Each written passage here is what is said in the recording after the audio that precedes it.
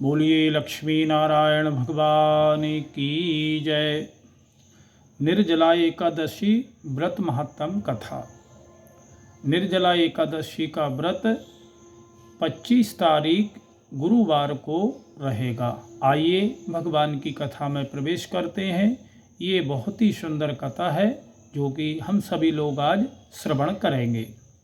एक बार युधिष्ठिर ने छोटे भाई भीमसेन जी से श्री व्यास जी से पूछा कि हे मुनि, हे भूदेव, भ्राता युधिष्ठिर, माता कुंती, धनुर्धर अर्जुन व नकुल, सहदेव और द्रौपदी एकादशी के दिन व्रत करते हैं और वह मुझसे भी एकादशी के दिन अन्न ना ग्रहण करने को कहते हैं कि एकादशी का आप उपवास करें। किसको? भीम भैया को। मैं कहता हूँ भाइयों, मैं दान कर सकता हूँ, अंतत भक्ति पूर्वक श्रद्धा से भगवान का पूजन कर सकता हूँ। भूख रहने की मेरी बस की बात नहीं है।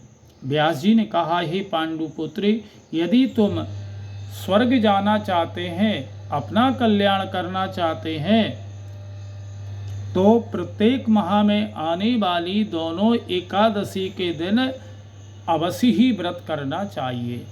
भीमसेन ने कहा, पितामह, आप कहते हैं कि हर माह की दोनों एकादशियों का अन्न ना खाऊं करूं, किंतु पूरे दिन उपवास करना तो दूर है, मुझसे एक समय भी भूखा नहीं रह जा सकता। फिर भी यदि आप प्रयत्न करूं तो वर्ष में एक दिन अवश्य व्रत कर सकता हूं, साल भर में एक बार। श्री व्यास जी ने कहा, भीम ऋषियों ने एवं महर्षियों ने अनेक शास्त्रों की रचना की। यदि कलयुग में मनुष्य उन पर आचरण करे तो अवश्य ही मुक्ति को प्राप्त कर सकता है। पुराणों का कथन है कि प्रत्येक माह के दोनों एकादशियों का व्रत करने से अवश्य हमें स्वर्ग की प्राप्ति होती है। फिर भी हे भीम, कृष्ण और मिथुन संक्रांति के मध्य में ज्येष्ठ माह के शुक्ल एकादशी को हम निर्जला एकादशी कहते हैं। तुम उस निर्जला एकादशी का व्रत करो। इस एकादशी में जल का प्रयोग आचमन के 6 मसे से अधिक नहीं होता, क्योंकि इससे अधिक जल का प्रयोग करने की गणना नहीं है। और इस दिन भोजन ना करें, क्योंकि इससे व्रत नष्ट हो जाता है। यदि सूर्योदय से सूर्यास्त होने तक व्रती जलपान ना करे तो उसे 12 एकादशी की फल की प्राप्ति हो जाती है। द्वादशी के दिन सूर्योदय से पहले उठकर स्नान कर ब्राह्मणों को दान, तत्पश्चात भूखे ब्राह्मणों को भोजन कराना चाहिए, फिर स्वयं भोजन करें। इस प्रकार व्रत करने का फल संपूर्ण एक वर्ष की एकादशियों के समान हमें प्राप्त होता है।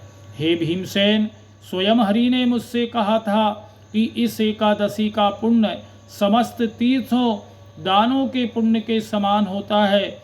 इस दिन निर्जला रहने से मनुष्य के समस्त पाप नष्ट हो जाते हैं।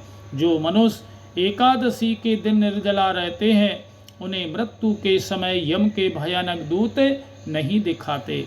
हमारी जो अंतिम यात्रा है, अर्थात जाने का समय है, मृत्यु वो सुखद हो जाती है, कष्ट नहीं होता।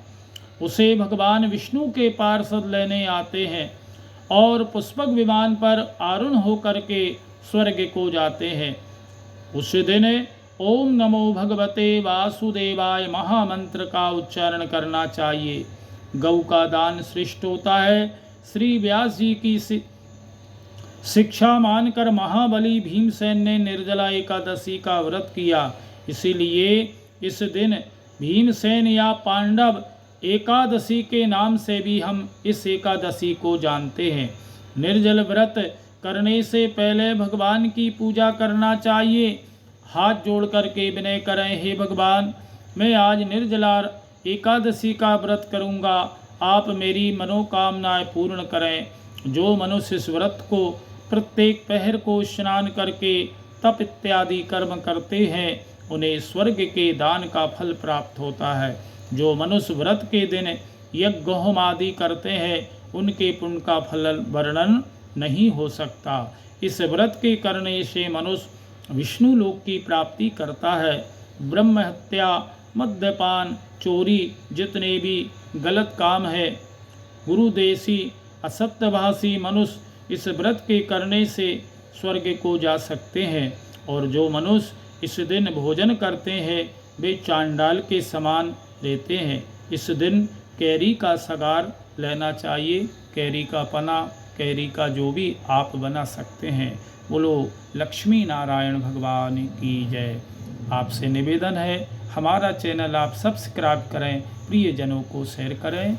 जय श्री राधे।